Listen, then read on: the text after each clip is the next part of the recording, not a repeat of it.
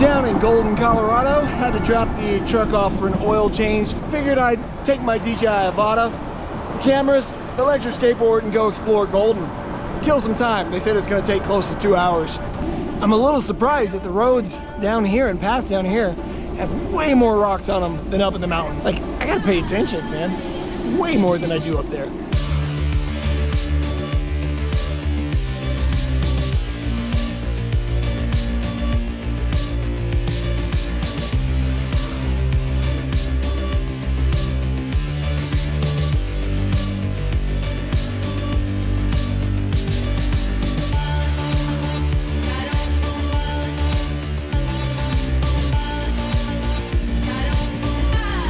That's where I'm going, right over there. Billy Kyle turned me on to these frosted lemonades. They're delicious. Love me some Chick-fil-A, although we don't have one up in the mountains. So when I come down here, I typically try to find food places that I sort of miss that I haven't eaten at in quite a while. But I'm being Captain Obvious, and this is not about Chick-fil-A. This video is about the DJI Avata and how you can use it as a normal camera style drone. Yes, that's right. You do not have to have all that zippy, fast, flying around stuff in your videos. You can actually double this up as a regular camera drone. All the shots you've seen so far in this video that were by a drone were not the Mini 2 or any other drone. It was all with the Avata. I'm gonna show you how we can achieve that. Now, I can't say that it's exactly like a camera drone, but you can mimic a lot of things with the Avata that you can with a camera drone just by doing this one thing. I guess technically it's a few things. I'm gonna sum it up for you real easy here. Normal mode, horizon steady. Now, if you're new to FPV or newer, and you're still a little sketched out by flying an acro or what DJI calls manual, the Avata has two other modes, just like their other drones, called normal and sport. Now those modes are similar to what DJI has in a lot of their other drones, where one flies a little slower, one flies a little faster, but the speeds are quite a bit faster than a typical camera drone, or at least sport is. And what's awesome about that is it gives you a more dynamic kind of shot. You're just cruising at speeds and doing things that you just can't really do with a camera drone, but still getting that camera drone kind of look. And the reason for that is because of the different camera modes. There's built-in stabilization. There is no 3-axis gimbal. There's Rocksteady, which locks it in, but still lets the camera move with the drone. And then there's HorizonSteady, which basically locks your horizon solid like a 3-axis gimbal would. Of course, you have a gimbal tilt wheel on the controller, just like you do most DJI drones or all DJI drones. But the big difference is you're wearing goggles. So because of that, you can actually fly closer to things once you get the spatial awareness of where the drone is versus what the goggles are showing you. And you can do shots that are so much closer to things in a way that you wouldn't typically do with something like a Mini 2. And with that horizon lock on, it still looks like you're flying a typical camera drone. But if you want it to look more FPV-ish, you can turn it on horizon steady and still fly in normal mode or sports mode, and it gives you that side-to-side look if you really want it. But by flying with normal mode on and horizon lock or horizon steady on, if you fly in a similar way to what you would a camera drone and you don't tilt the gimbal down too much,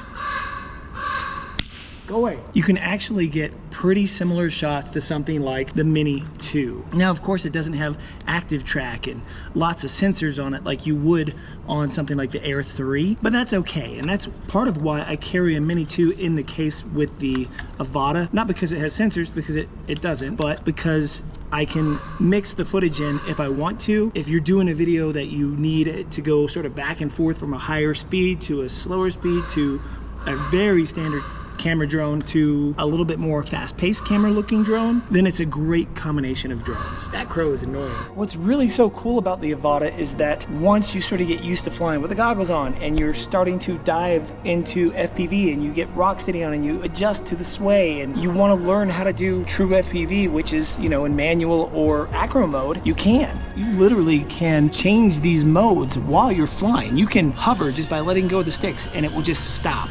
And it just hovers just like a regular camera drone, and you can switch it into manual mode, you align the sticks, poof, and you have full control. Now, if you don't understand what I'm saying, when you're in manual mode and you move the sticks, let's say you tilt the drone to the left like this, it's going to stay in that position until you move that stick a different way to level it out. Same within the front, same going backwards. Then you can unlock all of it, which means that you can actually do a complete flip, barrel roll, whatever you want to call it. You can have complete control over whatever this thing does. And that can be a little intimidating when you first start, but with this drone, there's a brake feature. You can switch it right back into normal and it just hovers, just goes right into place. You can be completely upside down and hit the brake or switch it to normal and it will flip upright and just hover there. So you can go up 200 feet in the air and start practicing, and if it starts to drop towards the ground, pop one of those safety features on, get it back in normal mode, fly it back up, switch it to manual again, and try again. Bro, shut up. Ugh, fucking, there's always something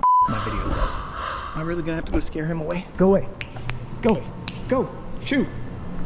Go away, bird. I swear, every time. But what's really cool is that you can put it in Rocksteady and Horizonsteady and find something like a parking garage and fly through it. That's something I would not do with my regular drones. Once you get to the point of flying in manual all the time, you can take off from manual. I wouldn't land in manual. You can actually throw it back and hover and land like a regular drone. But because you're in manual acro, you don't need satellite lock. It's still nice to have it in case there's a problem and you do need to use return to home or something. But flying through concrete like a parking garage, you don't need that GPS satellite lock to keep it doing what it's supposed to do. There's a bit more to set up when you're getting ready to fly this. You have your goggles, you have your controller, and you have the drone, and you have to let them all sort of sync together compared to just turning on a remote, stick your phone on.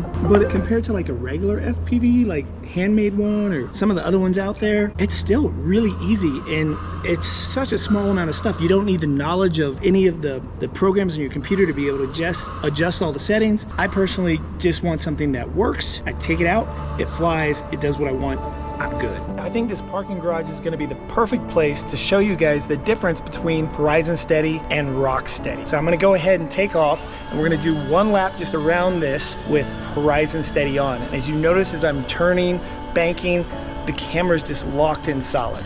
I lost no signal through this. Luckily, there's enough openings. Flying in normal, you are GPS. So if you lose signal, it's going to want to kick into return to home. So you got to know where that brake button is and be able to turn it to manual quickly if you have like a roof over your head, or have your settings so it just hovers in place, which I should probably do.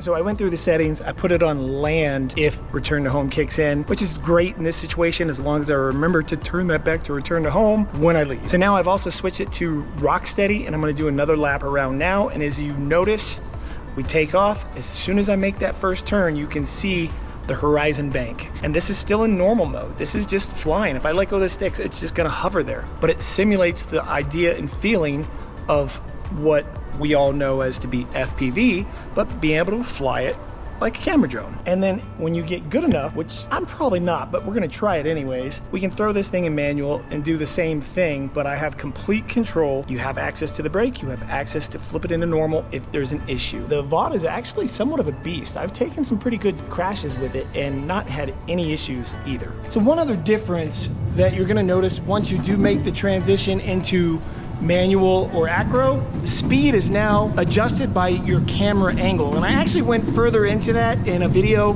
right there if you're curious. So go check that out when you're done with this one. And my car's oil is changed. I'm gonna go pick it up and go explore Golden a little bit more. Hopefully this video made sense to you if you've been considering getting yourself a DJI Avata. There's a link below where you can pick one up. There's 2 different models. I personally have the nicer one, the goggles with the touchscreen. I like that a lot compared to the little joystick. Get whichever one you want. The important thing is to just get out there and practice, because unlike a regular camera drone, it does take a lot more practice once you start trying to fly it in manual. Thanks again for watching, and I guess I'll see you in the next one.